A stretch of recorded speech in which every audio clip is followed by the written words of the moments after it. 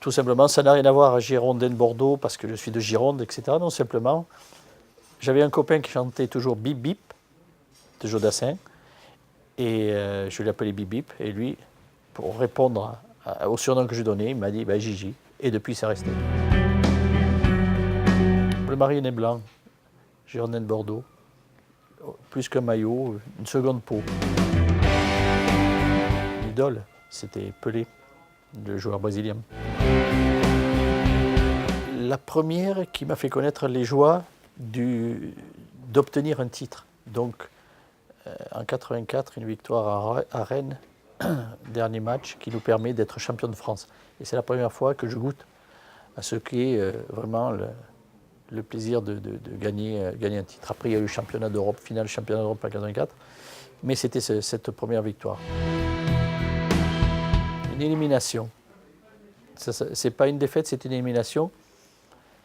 C'est la même chose puisque c'était celle de 82, la demi-finale France-Allemagne de 82, où nous sommes éliminés au tir au but. Donc on arrête notre parcours là au lieu d'aller en finale de la Coupe du Monde. Pas spécifiquement un gris-gris. J'ai un bon ami qui en a beaucoup, c'est Bernard Lacombe, qui lui avait un petit charbonnier. C'était issu de sa région et qui mettait ça dans ses chaussures.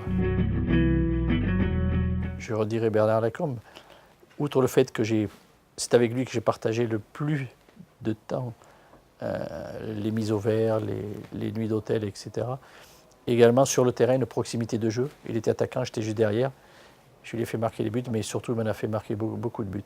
Mais je ne peux pas oublier un garçon comme Michel Platini, Jean Tigana, les garçons que je considère être tous des coéquipiers qu'on n'oublie pas. Le 2, c'est mon année de naissance, mais qui se répète si souvent dans le cadre familial. La demi-finale de 82, celle que j'évoquais en termes, parce qu'il est énorme, toujours vivace, et il disparaîtra jamais. Donc voilà, c'est malheureusement un regret éternel.